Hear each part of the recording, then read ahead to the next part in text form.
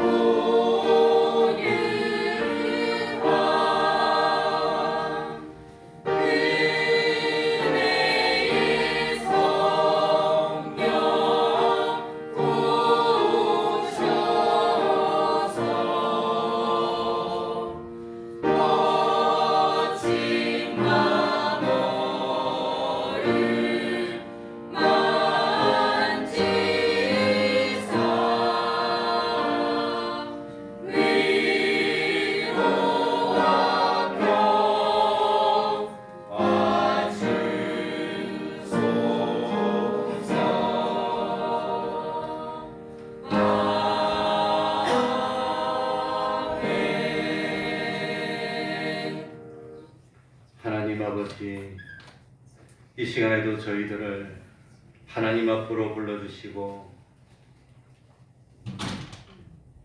하나님 앞에 나와서 하나님께 예배드릴 수 있도록 은혜 베풀어 주셨으니 참으로 감사드립니다. 하나님 아버지, 주님이 오실 때가 가까워지고 있습니까? 세상이 점점 어지러워지고 있습니다. 앞날이 어떻게 될지 알 수가 없습니다. 참 모든 것을 우리 하나님께 맡기고 오로지 하나님의 말씀에 순종할 뿐입니다.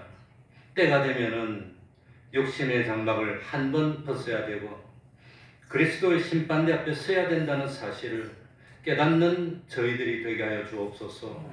그리하여서 세상이 좀 어지럽고 어렵지만 심판대 앞에 섰을 때에 부끄러움이 없을 그런 삶을 사는 저희들이 될 수 있도록 하여 주옵소서.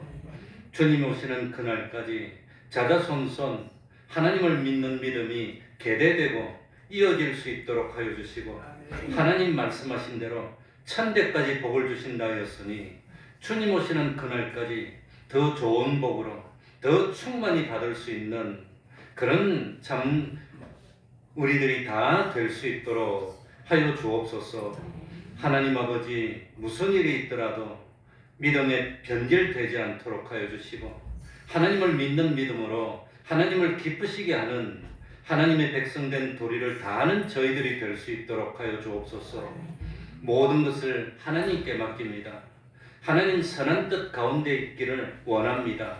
하나님 아버지, 죽는 것도 사는 것도 성공하는 것도 실패하는 것도 모든 것을 하나님께 맡기오니 우리 하나님 모든 염려 근심을 주님께 맡기고 주님 안에서 평안을 누리고 주님 안에서 기쁨을 누리며 부활의 소망으로 영생의 소망으로 세상 살아나가는 저희들이 되게 하여 주옵소서.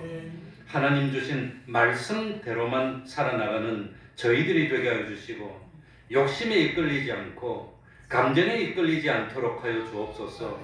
하나님, 우리 태평동 교회가 진실로 우리 하나님 기뻐하시는 교회 되게 하여 주시고 말없이 충성하며 자기 자리에서 참 하나님 주신 사명 감당하는 종들을 그 가정 복되게 하여 주시고 그 한 사람으로 말미암아 온 가정이 복을 받고 그 한 사람으로 말미암아 그 한 사람이 있는 온 직장과 단체가 복을 받을 수 있는 복의 근원이 되는 저희들이 되게 하여 주옵소서.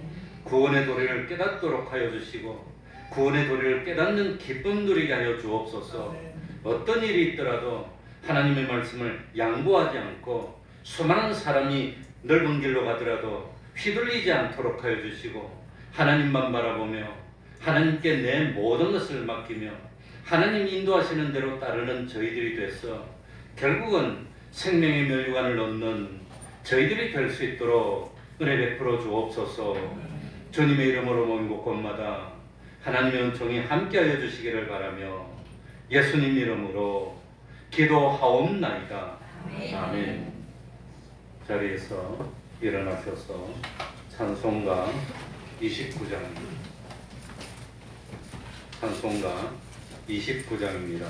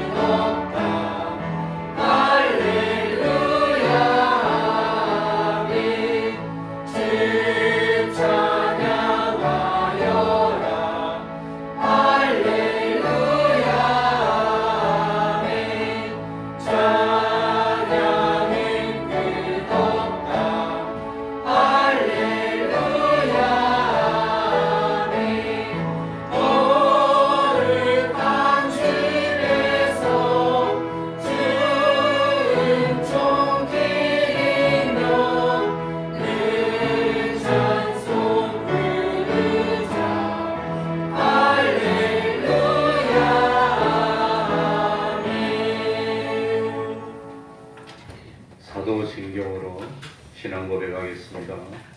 전능하사 천지를 만드신 하나님 아버지를 내가 믿사오며 그 외아들 우리 주 예수 그리스도를 믿사오니 이는 성령으로 잉태하사 동정녀 마리아에게 나시고 본디오 빌라도에게 고난을 받으사 십자가에 못 박혀 죽으시고 장사한 지 사흘 만에 죽은 자 가운데서 다시 살아나시며 하늘에 오르사 전능하신 하나님 우편에 앉아 계시다가 저리로서 사는 자와 죽은 자를 심판하러 오시리라.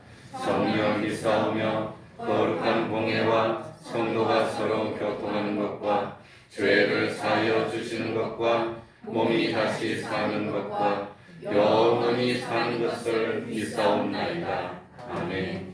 자리에 앉으셔서 찬송가 507장입니다. 찬송가 507장입니다.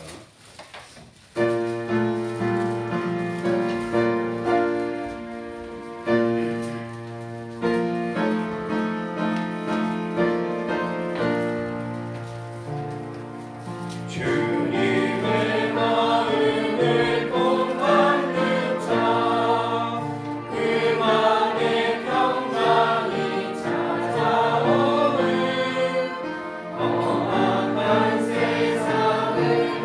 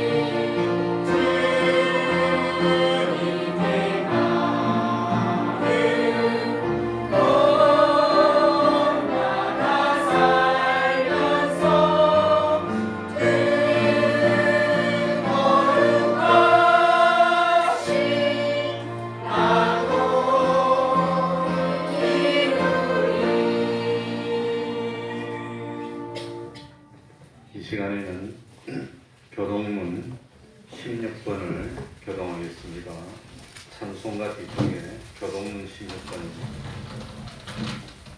예배 순서에도 나와 있습니다.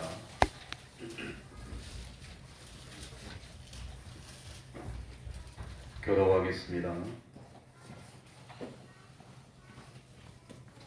하나님이여, 주는 나의 하나님이시라.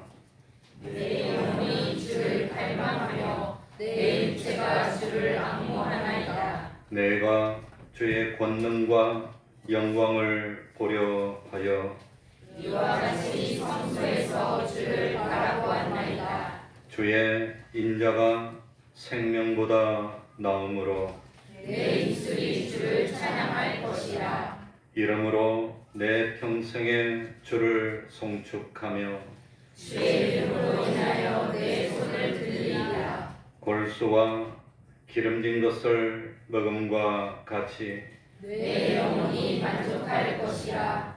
내 입이 기쁜 입술로 주를 찬송하되 내가 나의 침상에서 주를 기억하며 밤중에 주를 묵상할 때에 하오이니 주는 나의 도움이 되셨습니다. 내가 주의 날개 그늘에서 즐거이 부르리이다. 아멘. 이제 성가대 찬양이 있겠습니다.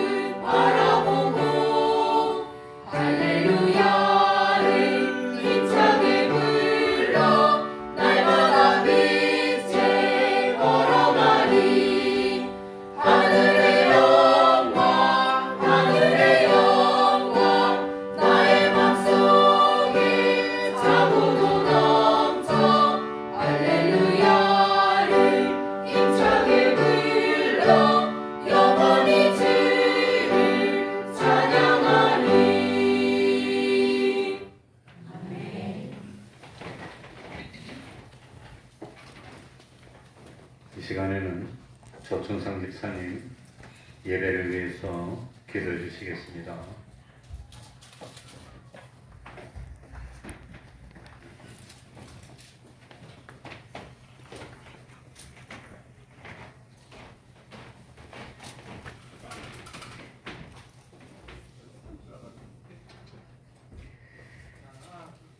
할렐루야. 하나님의 귀한 이 사랑에 또 이 시간 감사함을 드립니다.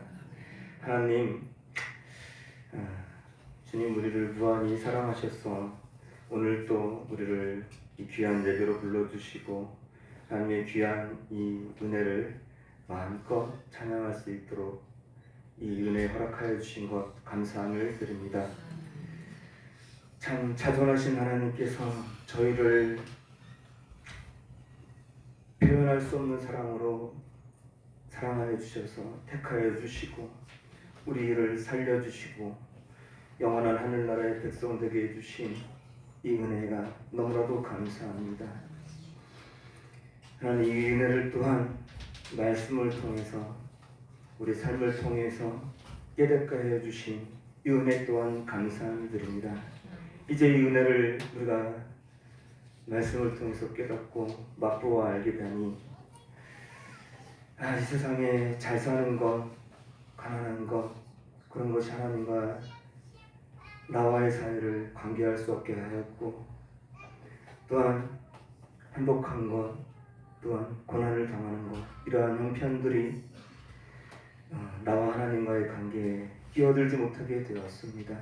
오직 우리가 살면서 바라보는 것은 주님 걸어가시는 그 길을 쫓아가고 주님을 표대로 삶아 주님을 닮아가는 것, 이것만을 소망하게 되었습니다. 하나님, 우리를 불러주셔서 우리를 살려주셨사오니 이 땅에서의 우리의 삶 또한 하나님 말씀하신 주님의 걸어가신 그 길을 순전히 쫓아갈 수 있는 믿음의 종들로 굳건히 세워주시옵소서. 교회는 만물을 충만케 하는 자의 충만이라고 하셨습니다. 하나님, 충만한 그리스도의 은혜가 우리 태평동 교회에 임하사 하나님 늘 주님의 은혜로 충만케 하여 주시고 늘 주님을 머리 삼고 또한 주님이 이 교회의 주인이 되셔서 우리를 사용하셔서 주님의 뜻을, 주님의 복음을 널리 퍼치는 데 유익한 믿음의 종된 교회가 되게 하여 주시옵소서. 목사님으로부터 어린아이 하나 되기까지 늘 그 삶 가운데 찬양이 떠나지 말게 해주시고 이에 속한 모든 가정들이 혹시 여러 가지 일로 고난 가운데 있을지라도 그 믿음 저버리지 말고 이러한 고난 주신 그 주님의 뜻을 생각하면서 하나님께 구하면서 주님과의 관계를 바로 할 수 있는 믿음으로 장성할 수 있는 가정 교회가 되게 하여 주시옵소서. 하나님, 자라나는 자녀들 주님 어디에 있든지 긍휼 베풀어 주시사 마땅히 주님께로 돌아오게 해주시고 있는 그곳에서 주님의 보혈의 은혜를 늘 생각할 수 있는 믿음을 그들에게 허락하여 주시옵소서. 하나님, 우리 북한의 수많은 형제 자매들을 기억하여 주시옵소서. 그 동토의 땅 피해 장막 안에서 신음하고 피눈물 흘리는 많은 사람들을 하나님 긍휼 베풀어 주시사 오로지 복음으로 그 땅을 하나님 열어 주시옵소서. 우리 남쪽에 있는 성도들이 항상 이것을 잊지 말고 기도하게 해주시고 주님께 구할 수 있도록 주님 인도하여 주시옵소서. 오늘 우리가 받은 이 감당할 수 없는 이 은혜를 찬양하고자 주님께 모였사오니 주님의 이름으로 모인 우리 모두에게 축복하여 주시사 우리 마음에 주님의 귀한 말씀이 하나하나 인이 박히게 하여 주시고 세상에 나가 살 때 내 중심, 내 생각대로 살지 말게 해주시고 이제 우리에게 남은 하나의 과제, 주님을 쫓아가는 것, 자기를 부인하는 것, 자기 생각과 자기 감정을 주님 말씀 앞에 세우지 않는 것, 이러한 결심을 하는 이러한 믿음의 시간으로 이 예배를 인도하여 주시옵소서. 세워주신 목사님 강건케 하여 주시고 듣는 우리들 한마음으로 주님 영광 생각해 하여 주시옵소서. 이 예배를 통해서 주님 홀로 영광 받으시기로 나왔고 예수님의 이름으로 기도드렸습니다. 아멘.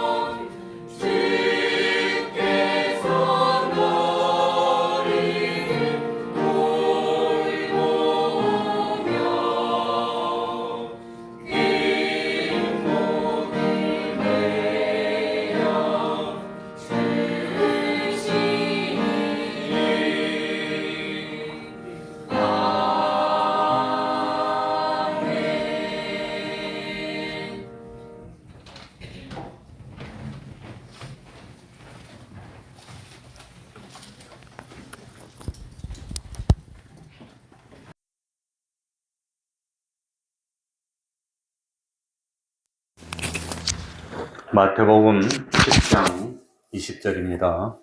하나님의 말씀 마태복음 10장 20절입니다.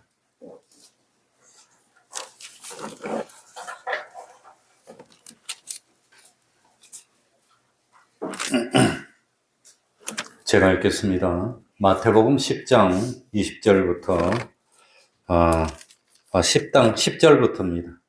마태복음 10장 10절부터 20절까지를 제가 읽겠습니다. 여행을 위하여 주머니나 두벌 옷이나 신이나 지팡이를 가지지 말라. 이는 일꾼이 저 먹을 것 받는 것이 마땅함이니라. 아무 성이나 촌에 들어가든지 그 중에 합당한 자를 찾아내어 너희 떠나기까지 거기서 머물라. 또 그 집에 들어가면서 평안하기를 빌라. 그 집이 이에 합당하면 너희 빈 평안이 거기 임할 것이요. 만일 합당치 아니하면 그 평안이 너희에게 돌아올 것이니라. 누구든지 너희를 영접도 아니하고 너희 말을 듣지도 아니하거든 그 집이나 성에서 나가 너희 발의 먼지를 떨어버리라.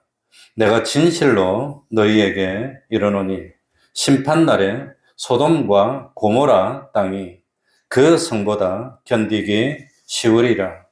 보라, 내가 너희를 보냄이 양을 이리 가운데 보냄과 같도다.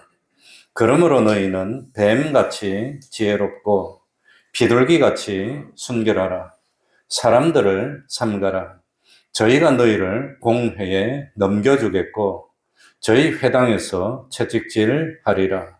또 너희가 나를 인하여 총독들과 임금들 앞에 끌려가리니 이는 저희와 이방인들에게 증거가 되게 하려 하심이라.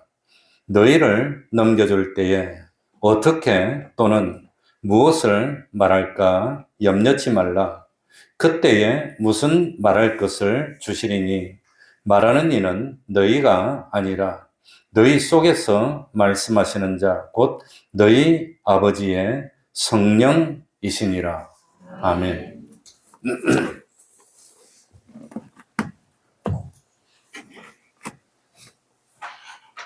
마태복음 10장은 예수님의 제자를 불러서 복음을 전하기 위해서 세상으로 보내면서 당부하신 내용입니다. 그러니까 참 이 복음을 전하는 사명을 가진 우리들이 어떤 마음가짐을 가져야 되느냐, 세상에서 어떻게 살아야 되느냐 하는 것을 가르쳐 주는 겁니다. 특별히 참 목회를 하겠다고 직장에 사표를 내고 나와서 참 전도사 하다가 전도사를 9년 했습니다. 9년 하다가 엄격하게 말하면 전도사 9년은 아닙니다. 89년에 나와서 2년인가 3년 있다 전도사가 되고 그러니까 유급 집사로 한 3년 있었고 그리고 전도사하고 그리고 2097년도 9월 달인가 개척을 시작해가지고 2002년도에 개척한 지 한 5년 만에 목사 안수를 받고 그리고 오늘에 이르렀습니다. 그러니까 이 참 복음을 전하러 나서는 사람은 어떤 마음으로 전해야 되느냐. 참 이 복음을 전하는 우리들에게 제일 큰 당면 문제가 뭘까요? 먹고 사는 겁니다. 복음 전한다고 누가 먹고 사는 게 생기는 것도 아니고 먹고 사는 문제, 의식주 문제가 제일 큰 문제입니다. 그래서 제일 먼저 오늘 읽지는 않았지만 9절부터 보면은 9절 10절에 예수님이 제자들을 세상에 보내면서 제일 먼저 언급한 게 의식주 문제입니다. 어떻게 먹고 어떻게 살 것이냐.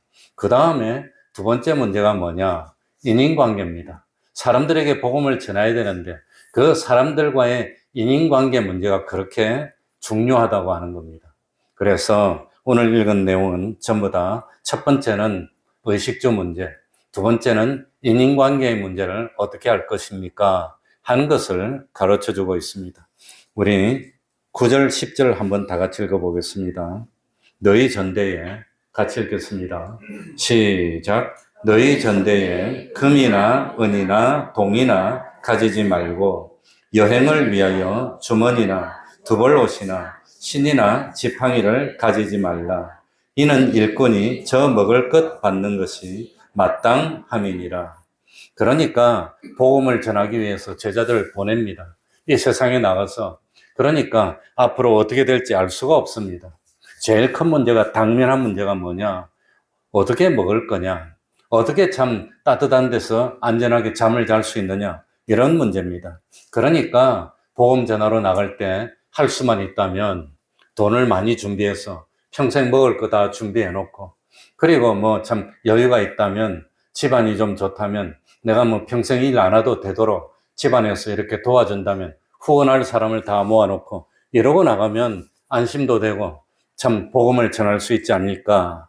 그런데 참 오늘 구절에 보니까 전대가 뭐지요? 우리 요즘 해외 많이 다니는데 이 허리띠 같은 데 딱 끼고 여기 지갑이 달려가지고 그게 돈을 딱 넣어서 절대 참 잃어버리는 일 없도록 만드는 거. 그 전대입니다. 전대. 그 전대에 참 돈이나 기금속 그런 거 가지지 말랍니다. 금이나 은이나 동이나 가지고 복음을 전하러 나가지 말라고 하는 겁니다. 그러니까 참 이 앞으로 우리들이 세상 살면서 신앙을 지키고 뭐 목회자가 아니더라도 또 참 목회자가 돼서 주님의 제자의 길을 가는데 참 의식주 문제가 그렇게 염려가 되고 걱정되는데, 이거 전대에 금이나 은이나 동이나 가지지 말라는 것은 의식주 문제에 염려하지 않아도 되도록 다 준비를 해놓고 그 다음에 나가는 그런 일 하지 말라고 하는 겁니다. 그러니까 목회를 하는데 우리도 두 가지 종류의 목회가 있습니다. 저는 우리 나이로 30 될 때 목회를 나왔습니다. 그러니 보통 뭐 26, 7대 대학 졸업하고, 대학 졸업하기 전부터 우리는 보통 직장 생활을 했습니다. 그래가지고 참 27이나 8 되면 직장 생활을 하는데, 전 28 때부터, 27 될 때부터 직장 생활을 했습니다. 아무튼 직장 생활을 하고, 그래가지고 돈을 충분히 모아놓고, 결혼도 하고, 자녀도 낳고, 그래가지고 자녀 다 길러서 대학 졸업시키고, 그 다음에 목회 나오는 사람들이 있습니다. 그러니까 50 중반쯤 돼서 자녀들 다 양육하고, 이제 돈도 있고, 요즘 말로 하면 연금도 좀 받고, 우리 동료 목사님 중에서는 연금을 한 달에 한 350만 원 이상 받는 분도 있습니다. 아무튼 250, 60만 원 받는 분도 있고, 아무튼 그러니까 평생 공무원이나 교사나 직장 생활 하다가 다 마련해 놓고, 그 다음에 자식 다 키웠겠다, 먹을 거 다 준비됐겠다. 이제 이러니까 그때 이제 목회 나오니까, 그러니 목회 나와도 아쉬운 거 없어요. 나 먹을 것도 있고 자녀도 다 키웠고, 이제 누가 무슨 말 하더라도 나 얼마든지 살 수 있으니까 큰 소리 빵빵 치면서 아쉬운 거 없이 그렇게 복음 전하는 일 할 수 있다는 겁니다. 그렇게 하랍니까? 그렇게 하지 말랍니까? 그렇게 하지 말라는 거예요. 그러면 복음 전파하는 건 안 된다는 겁니다. 그러니까 참 이렇게 준비를 해두고 복음의 길에 들었으면 아무런 걱정하지 않아도 되고, 누구에게 아쉬운 소리 안 해도 되고, 자기 떳떳하게 큰 소리 치면서 내 할 거 다 하면서 이렇게 하면 되지, 그렇게 하면 되지. 하나님은 그래 하지 말랍니다. 그러니까 참 그렇게 하면은 복음 전하는 것을 부족함이 없이 전할 수 있으니까 좋을 것 같지만, 주님은 그러지 말라고 했다는 겁니다. 그러니까 복음을 전할 때 난 돈 많으니까 너희들 알아도 상관없어. 연보 안 내도 상관없어. 너 마음대로 해 그냥. 그러면서 큰 소리 치면서 하면은 복음 전파가 안 되는 겁니다. 그래서 그렇게 하지 말라는 겁니다. 그래서 복음을 전할 때는 물질 의지하면 안 되고, 누구만 의지해서 복음을 전해요? 하나님만 의지해서. 그래서 일꾼이 저 먹을 것 받는 것이 마땅함이니라. 일꾼이 누굽니까? 여기서 복음 전하는 일을 하는 사람, 그건 복음 전하는 일을 하고 대가를 받아서 살아라는 겁니다. 그래야지 복음이 전파되지. 그렇게 안 하면 복음 전파가 제대로 안 되는 겁니다. 그러니까 물질을 앞세워서 복음 전파를 하도 안 된다는 뜻이고, 물질을 의지하고 그러고 복음 전파해도 안 된다는 겁니다. 그러니까 전대에 금이나 은이나 동이니 동이나 가지지 말라는 것은 하나님이 책임질 테니까 넌 정말로 하나님을 믿고 하나님 의지하고 하나님 시키는 일을 하고 그리고 하나님 시키는 일을 해서 거기에서 나오는 걸 가지고 살아야 진정으로 주님의 제자가 되는 것이라고 하는 겁니다. 그게 이런 뜻입니다. 그러니까 참 복음 전파는 그런 일을 하는 사람 중에서 의사도 있습니다. 변호사도 있습니다. 네, 직접 만나봤습니다. 우리 동력자 중에 그런 사람이 있습니다. 실제로 의사도 하면서 하고 그리고 변호사 하면서 하고 그런 사람 만났는데 결국은 목회를 제대로 못합니다. 제대로 되지 않고 물론 그런 거 하는 사람이 목회를 할 수도 있지만 난 이거 있으니까 괜찮아 이래가지고 하는 사람은 절대로 하나님이 바로 들어서지 않습니다. 그러니까 오로지 먹는 거, 굶는 거, 잠자는 거, 잠을 못 자는 거 이거 하나님께 다 맡기고 하나님만 믿고 하나님이 시키는 일을 자기 사명인 줄 알고 몸 바쳐서 하면은 일꾼이 저 먹을 것 받는 것이 뭐함이니라. 그러니까 그 일 해가지고 하나님이 주시는 대로 받아서 그래서 해야지 그게 하나님의 제자가 되는 것이지. 네? 그렇지 않고 미리 다 준비해 놓고 걱정 없어 나 많아 그래가지고 하면은 그건 하나님이 기뻐하지 않는다고 하는 겁니다. 그렇다면 전대에 금이나 은이나 동이나 있는 사람 다 내비리고 나와야 됩니까? 내비리고 나와야 됩니까? 아무튼 우리 어른 우리 집안의 어른도 참 늙어서 목회 나오신 분이 있는데 직장 생활 잘하고 재산도 상당히 많고 자녀도 다 양육시켜서 다 출가시키고 그리고 목회를 나왔는데 그 재산이 상당히 많으니까 이 목회를 안 보내주는 거예요. 그거 없어질 때까지 안 보내줘. 그래가지고 이렇게 저렇게 해서 그거 다 없어지고 완전히 탈탈 다 틀리고 없어지니까 이제 가서 시골에 가서 어려운 데 가서 목회하라더라고요. 그러니까 그렇게 하면은 참 진정한 하나님의 사람이 안 되니까 그러면 참 복음을 전하기 위해서 길을 떠나는 사람은 무조건 주머니를 가지고 신이나 지팡이를 가지면 안 되는 겁니까? 안 되는 겁니까? 그래서 제가 성경에 한번 찾아봤습니다. 진짜로 안 되는가? 마가복음 6장 8절에 보니까 지팡이가 있는 사람은 가지라고 나오더라고요. 누가복음 22장 36절에는 전대 있는 자는 전대를 가지라고 나오더라고요. 금 없는 자는 뭡니까? 겉옷을 팔아서 금을 사라고 나왔습니다. 그러니까 꼭 필요한 거 자기가 가지고 있는 걸 그걸 일부러 없애고 나갈 필요는 없다는 그런 뜻이 아닐까. 제 개인적으로는 그렇게 생각을 해봤습니다. 그러니까 지금 있는 형편대로 자연스럽게 나서면 되지. 걱정이 되니까 자녀를 어떻게 양육하지? 앞으로 어떻게 먹고 살지? 걱정이 되니까 돈 모아놓고 나가야지. 그러면 하나님은 그런 거 안 받는다는 거예요. 그냥 있는 대로 자연스럽게. 처음에는 그런 생각이 없었지만 살다 보니까 신앙이 좋아졌습니다. 그래서 내 죽기 전에, 더 늦기 전에 그만하고 하나님의 일을 해야 되겠다. 그래가지고 직장생활 하다가 나오는 경우도 있어요. 안 나오는 것보다는 1000배, 1000배 낫지. 나오는 경우도. 그런 경우는 그러면 있는 거 다 없애고 나옵니까? 그거 아니라 자연스럽게 있는 사람은 그대로 가지고 하는 겁니다. 그냥. 그것이 하나님의 뜻이 아닐까 생각이 됩니다. 그런데 오늘 전대에 금이나 은이나 동이나 가지지 말고 여행을 위해서 주머니나 두벌 옷이나 신냐 지팡이를 가지지 말라고 하는 것은 뭐냐?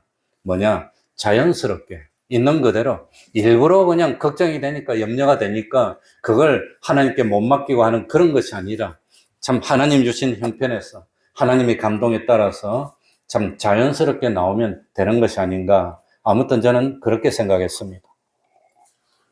그리고 어쨌든 일꾼이 저 먹을 것 받는 것이 마땅하다는 것은 하나님의 일을 하는 자도 하나님의 일을 하고 그리고 마땅히 받아서 양식을 먹고 의식주를 해결하는 것, 그건 당연한 거라고 하는 겁니다.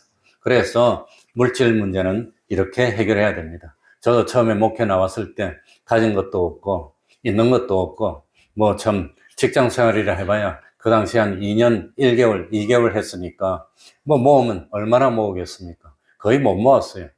저는 직장 생활 해가지고 목회 나올 때 당시 돈 한 1,500만 원 정도를 내가 모아가지고 가지고 있었는데 2년 정도에서 그 당시 한 달에 월급이 한 33만 원 요랬어요. 대기업이. 그러니까 2년 해가지고 어떻게 1,500만 원 모았는지 아무튼 잘 모르겠는데 1,500만 원 모아서 목회를 나올 때 그 1,500만 원을 그 당시에 연금으로 넣었어요. 연금으로 넣어가지고 아무리 힘들어도 그걸 손대지 말고 나중에 연금을 받아야지. 그래가지고 연금으로 놓고 나왔습니다. 그러고 아무튼 늙어서 이제 그걸 탈 때 되면은 아무튼 탑니다. 아무튼.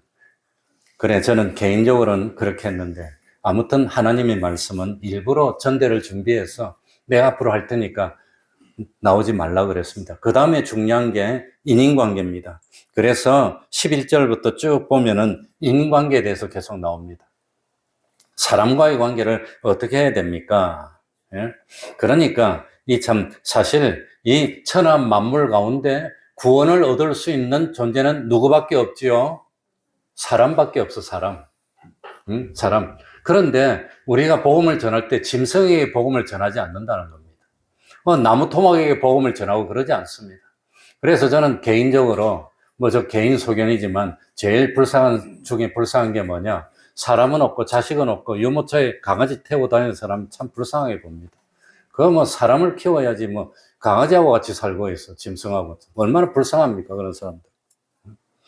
그러니 참 아무튼 그러니까 우리 구원의 대상이 되는 것은 오로지 누구밖에 없습니다.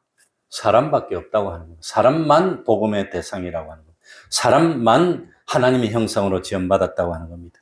그런데 이 인인관계가 중요한데 인인관계를 맺을 때 어떻게 맺어야 됩니까? 인인관계를 맺을 때 하나님의 말씀에 따라서 인인관계를 맺는 겁니다. 그게 신앙 노정입니다. 우리의 신앙생활에서 길을 갈 때 앞으로 어떤 일이 벌어지고 어떻게 될까? 거의 대부분이 첫 번째 근본적인 하나님과 나의 관계지만 두 번째 사람과 사람을 만날 때 어떻게 해야 됩니까? 하나님의 말씀에 따라서. 그러니까 복음을 전하다가 핍박을 받고 환난을 당하는 것도 대부분 사람과의 관계에서 비롯됩니다.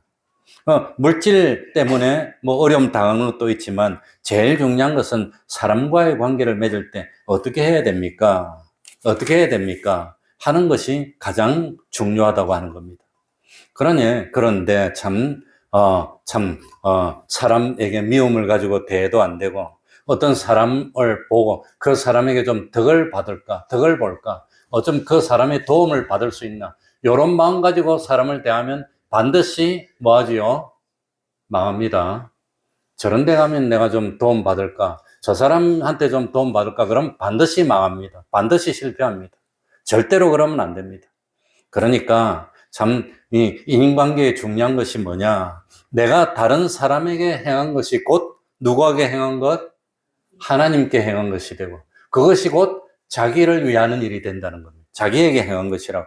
다른 사람이 잘 되도록 복을 빌어줬는데 그 다른 사람이 잘 되게 해주려고 노력을 했는데 결국은 내가 잘 되는 것.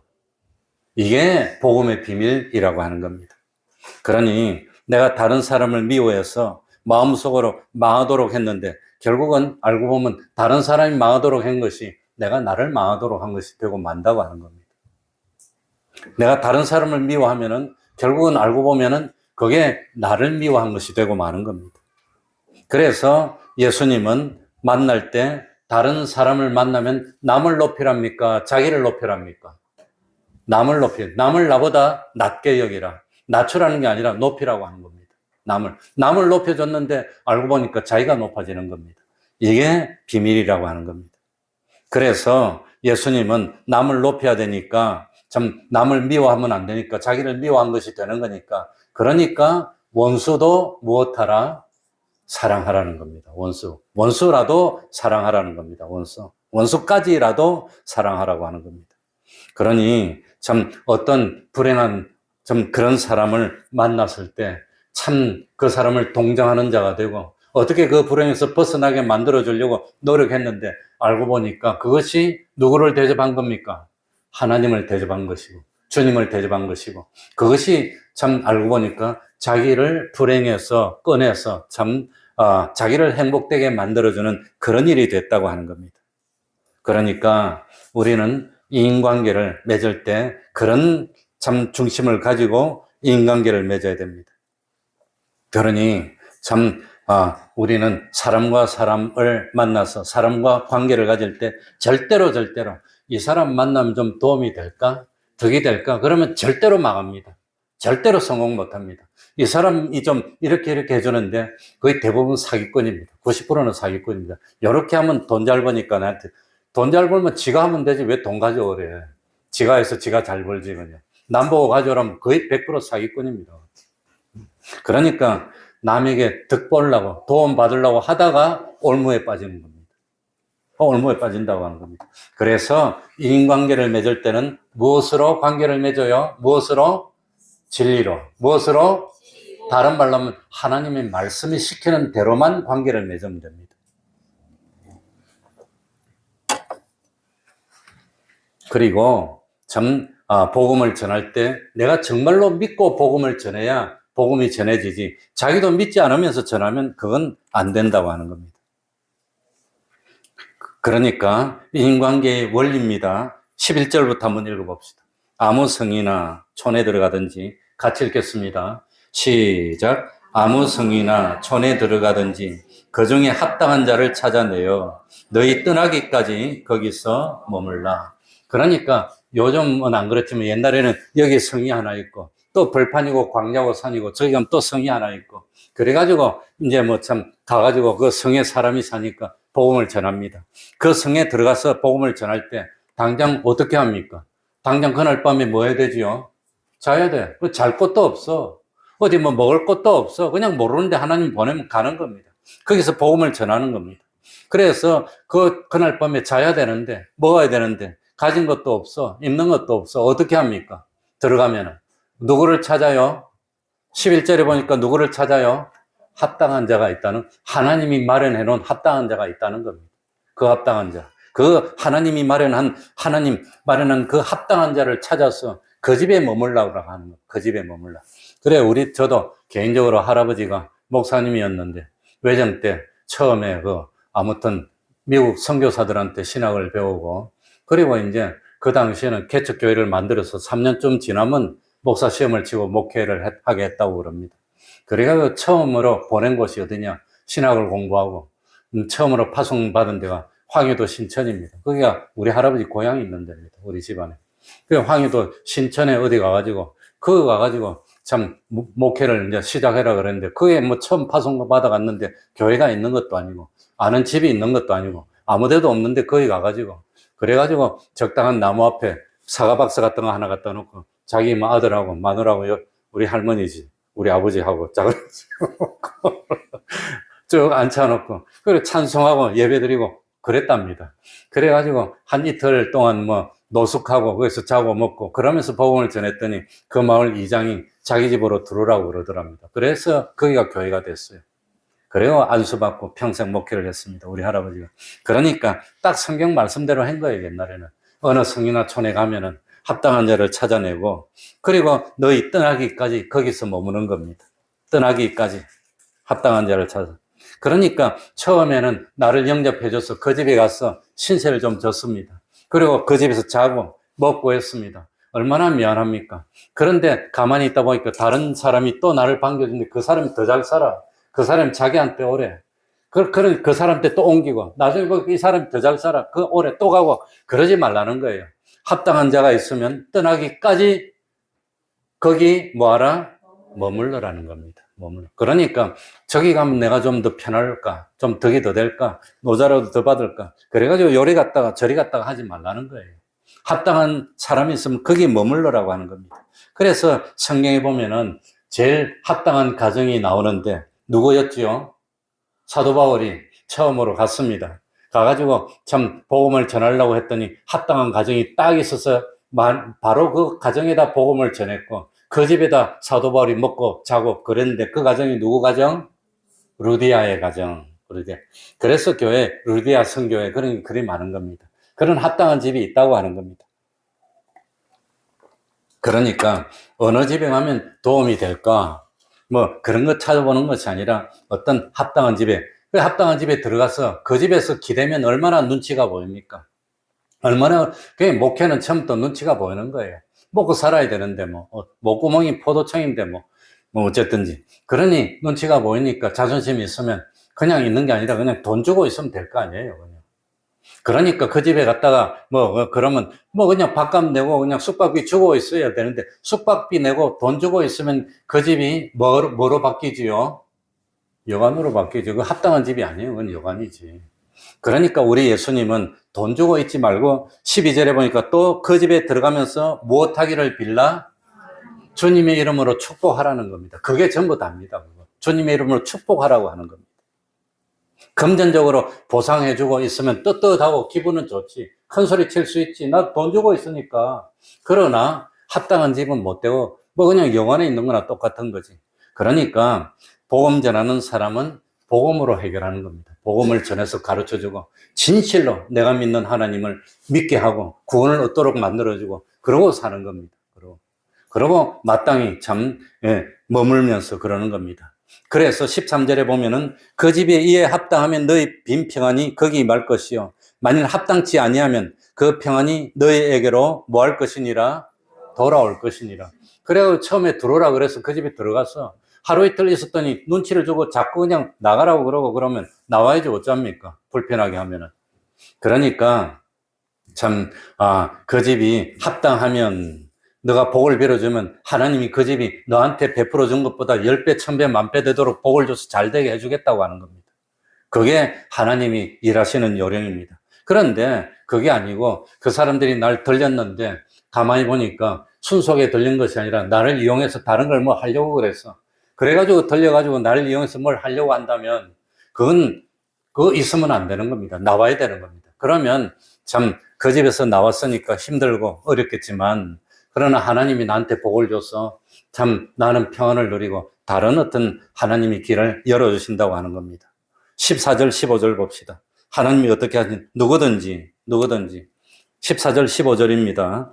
시작. 누구든지 너희를 영접도 아니하고 너희 말을 듣지도 아니하거든 그 집이나 성에서 나가 너희 발의 먼지를 떨어버리라.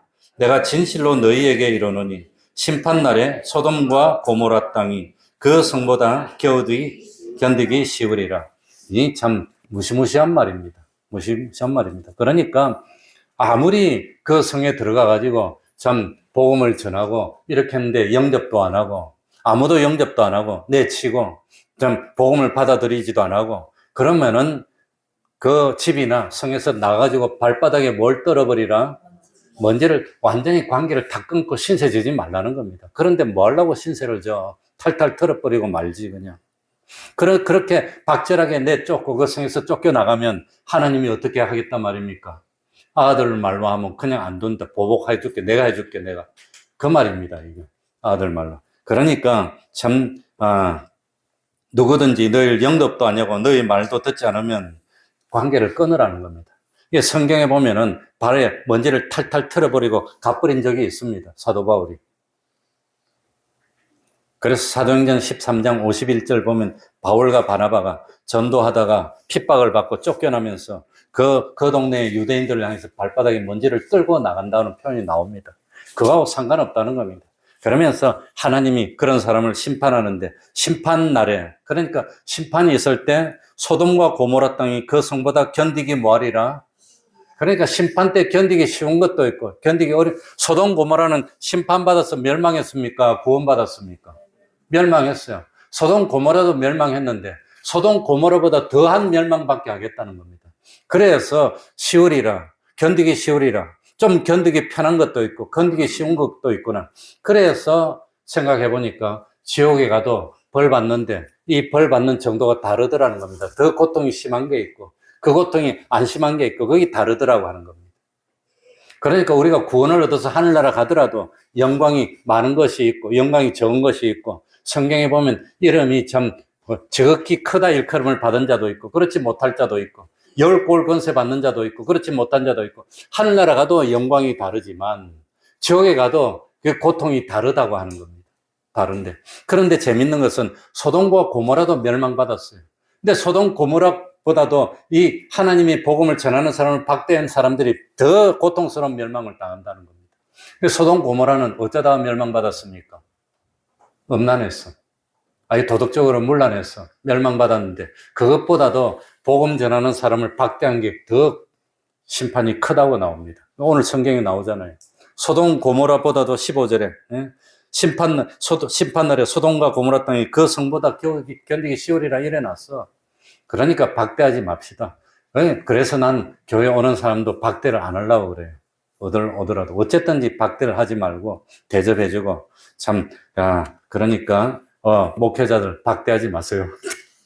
우리는 뭐 박대는 안 하지만 아무튼 그러니까 심판할 때 더 혹독한 처벌을 받고 덜 혹독한 처벌을 받는 차이가 있는데 소돔 고모라가 범한 죄는 뭐냐? 음란한 겁니다. 자기 몸에 죄를 범한 겁니다.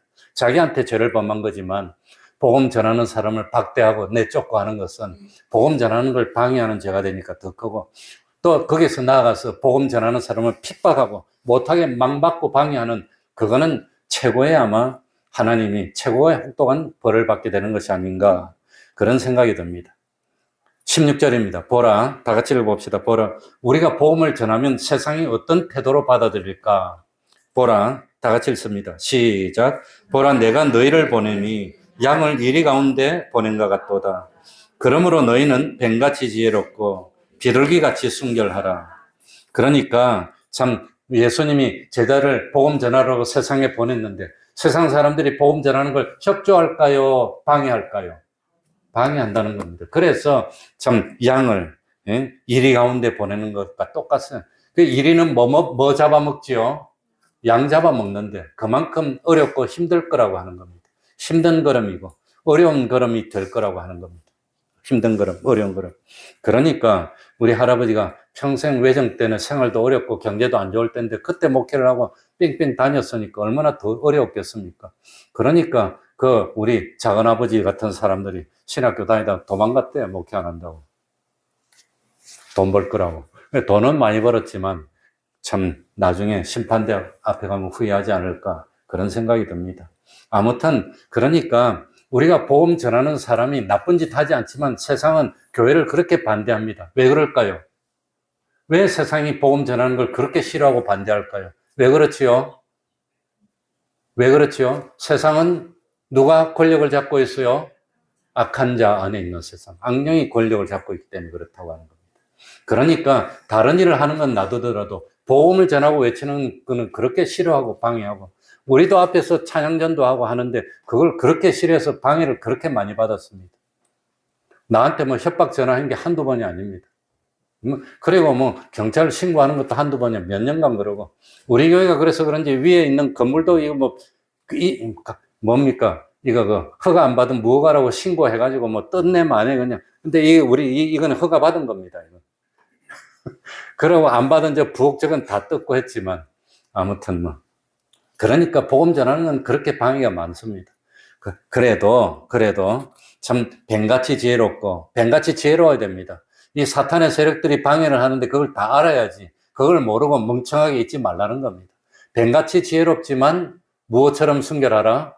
비둘기는 성령을 상징하는 거 아닙니까? 성령의 감화감동대로만 사는 겁니다. 그러니 다니엘도 그랬습니다. 다니엘을 삼키려고 원수들이 어떻게 하면 다니엘을 망하게 하고 죽일까 보니까 방법이 없어. 죄가 없어. 허물이 없어. 그래서 뭘 들고 늘어지죠? 뭘 가지고? 하나님께 기도하는 것 갖고 그거 가지고 멸망시키려고 그랬습니다. 코로나 때 예배 드리는 것 갖고 방해를 하고 그랬는데 똑같은 겁니다. 똑같은 거. 그래 그때 내가 경찰에 한번 잡히갔으면 성공인데 안 잡히가서 그렇게 원통하네. 아이 참. 그러니까 참 저 사람들이 어떻게 방해한다는 걸 그걸 몰라야 됩니까? 뱀처럼 알아야 됩니까? 그걸 다 알고 있지만 끝까지 다니엘처럼 신앙을 지키는 겁니다. 17절 사람들을 상가라. 사람들을 상가라는 것은 사람을 조심하라는 겁니다. 사람의 도움을 받으려고 하지 말라는 겁니다. 저희가 너희를 공회에 넘겨주겠고 저희 회당에서 채찍질을 하리라. 왜 사람에게 어려움을 당할까요? 욕심을 가지고 사람을 대하기 때문입니다. 욕심을 가지고. 그래서 사기꾼들이 다 뭐라고 합니까? 자기한테 돈 줘가지고 잘하면 덕을 볼 수 있도록 돈 많이 벌 수 있도록 해주겠다고 하니까 그 욕심이 들어서 가서 사기당하는 겁니다. 절대로 사람에게 덕 보려고 하지 마세요. 안 됩니다. 그건. 하나님의 도움만 받아야지. 왜 사기꾼에 넘어갑니까? 그거 안 됩니다. 그래서 사람들을 상가라. 그러니 제일 어리석은 사람이 누구냐? 외모를 보고 좋다고 판단해서 따라가는 사람입니다. 절대로 외모를 보고 따라가면 안 됩니다. 실상을 봐야 됩니다. 요즘 못 믿을 세상입니다. 그러니까 실상을 보고 따라가야지 껍데기 모습만 그럴듯하게 하면은 뭡니까? 우리나라도 뭐 여자가 남장 해가지고 뭐 펜싱 선수하고 결혼했다며. 어떻게 그런 일이 가능했는지 모르겠어요. 욕심이 있으니까 그러지. 그러니 알고 보니까 여자였어, 여자. 그러면서 돈 가지고 이래 해가지고 그냥 참.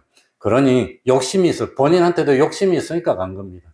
그래서 저도 우리 교회에 사기꾼이 한 사람 왔는데 내한테 사기치려고 보니까 전화가 왔어요.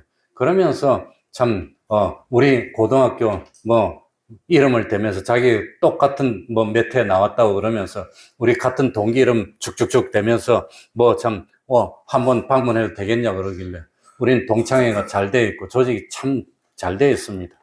그러니 선배들이 얼마 전에도 돈 100억을 모아서 후배 갖다 줬어요. 고등학교에. 그만큼 잘 돼 있으니까 무시 못하고 소문이 잘못 날까봐 오라 그랬어. 왔더니 자기가 미국에서 살다가 한국에 와가지고 결론은 뭡니까? 돈 내놓으라는 겁니다. 그래가 와가지고 지갑을 잊어버렸대. 그 100% 사기입니다. 그러니 사기꾼인 거 알았어. 웃기잖아요.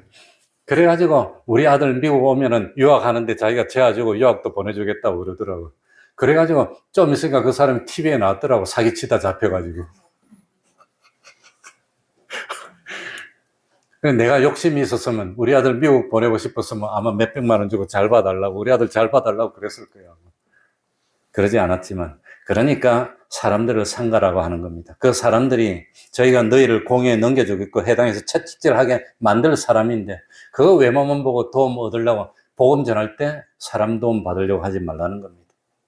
그리고 18절에 너희가 나를 인해서 총독들과 임금들 앞에 끌려가리니 이는 저희와 이방인들에게 증거가 되게 그러니까 끌려가는데 증거가 되는 겁니다. 끌려가서 그 코로나 때도 예배가 드렸기 때문에 끌려간 우리 동역자들이 많이 있습니다.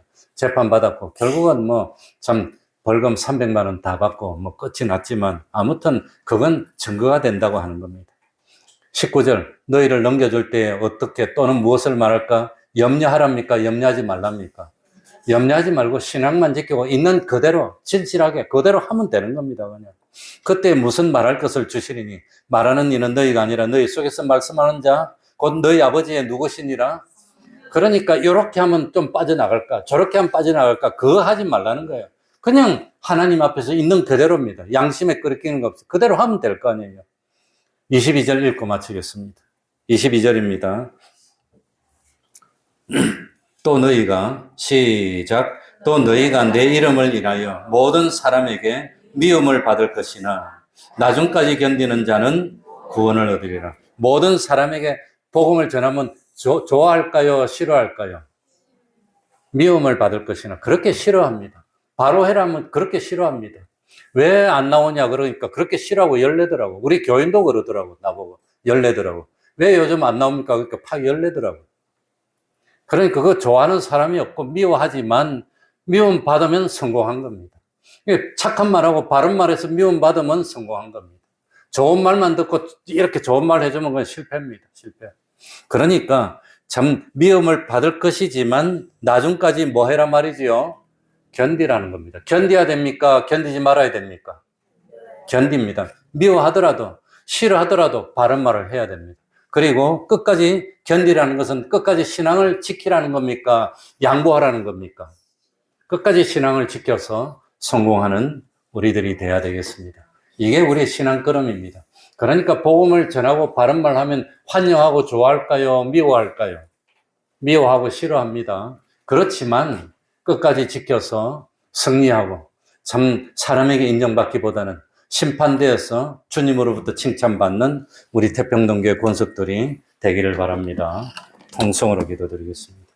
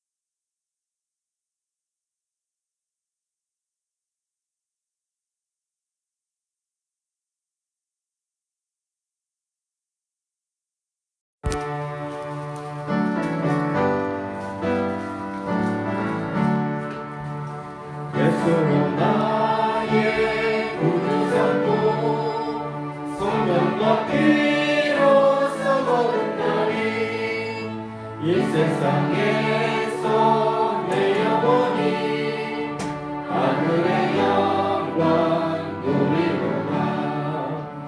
이것이 나의 간증이요 이것이 나의 찬송일세. 나 사는 동안 끊임없이 구주의 찬송하리로다. 온전히 주께 맡긴 내 영 사랑의 음성을 듣는 중에 천사들 환매하는 것과 하늘의 영광 보리로다.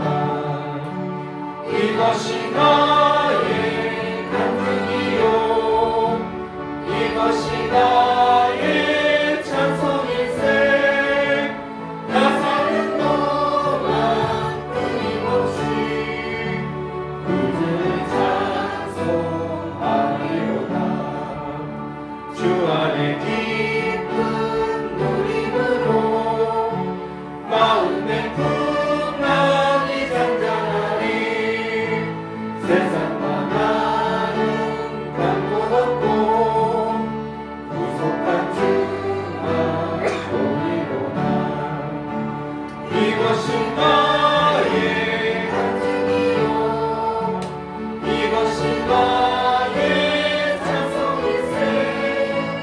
나 사는 동안 끊임없이 구주의 찬송하리로다.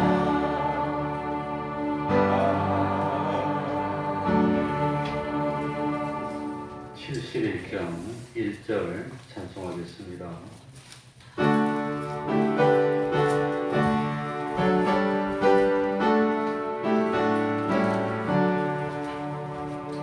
내게 있는 모든 것을 아낌없이 바치네.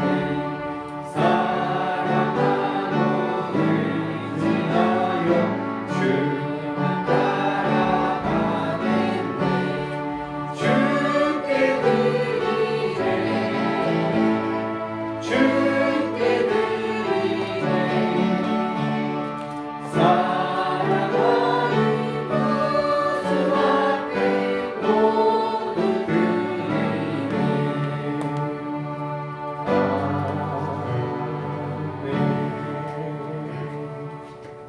하나님의 뜻 안에서 소원이 성취되게 하시니 감사합니다. 험한 골짜기를 주 은혜로 건너게 하시니 감사합니다. 교회 오고 가는 먼 길을 다닐지라도 기쁨으로 순종하게 하시니 감사합니다. 한 주간도 동행하여 주심에 감사드립니다. 주님의 은혜에 감사드립니다. 아무것도 염려하지 말라. 우리에게 평안함을 허락하신 주님 감사드립니다. 범사에 감사합니다. 아버지 추도 예배를 잘 치를 수 있어 감사드립니다. 기도하겠습니다. 하나님 아버지, 우리 하나님 은혜 베풀어 주셔서 이렇게 감사가 넘치게 하여 주셨으니 중심으로 감사드립니다. 하나님 아버지, 하나님 앞에 귀한 예물을 드립니다. 하나님이 받으시고 하나님이 기뻐하시는 표를 보여주셔서 믿은 증거들이 많도록 하여 주옵소서. 그리고 참 하나님이 계시고 심판이 있고 부활이 있고 또 영원한 하늘나라와 지옥이 있다는 것을 믿기 때문에 원하고 원해서 우리 주님이 가신 그 길을 뒤따라서 주님이 하신 그대로 따를 수 있는 믿음의 용사들이 많이 나오는 우리 태평동교회 될 수 있도록 하여 주시고 집집마다 가정마다 하나님이 축복하심으로 부족함이 없도록 하여 주시고 참 주님 안에서 진리로 온전한 믿음의 가정이 다들 될 수 있도록 하여 주옵소서. 하나님 아버지, 모든 것을 주님께 맡깁니다. 사랑하는 이 하나님의 백성을 주님이 주님의 날개 아래 모아주시고 천인 만인이 쓰러질지라도 하나님이 하나님의 백성을 보호해 주시기 때문에 그 어려움이 하나님을 믿는 우리들에게는 오지 않도록 하여 주시고 참으로 믿음으로 승리하고 믿음으로 성공하고 믿음으로 하나님을 기쁘시게 하는 저희들이 될 수 있도록 갑절의 영감으로 감동으로 역사하여 주시옵소서. 예수님 이름으로 기도하옵나이다. 아멘.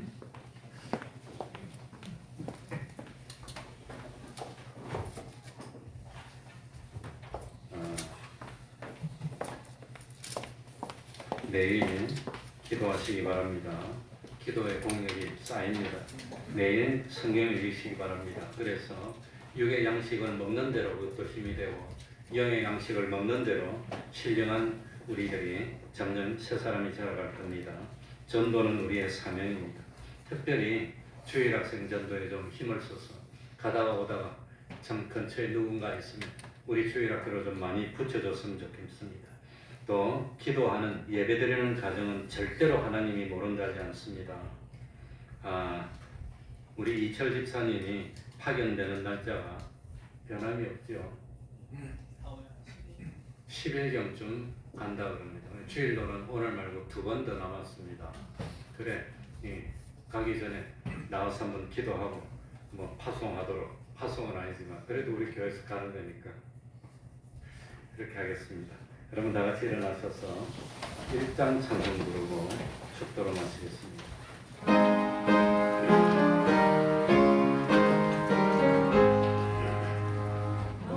만복의 근원 하나님 온 백성 찬송 드리고 저 천사여 찬송하세 찬송 성부 성자 성령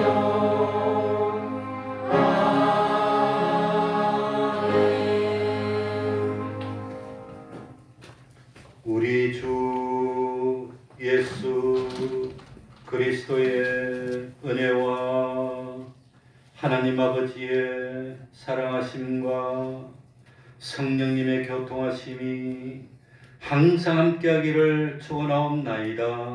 아멘.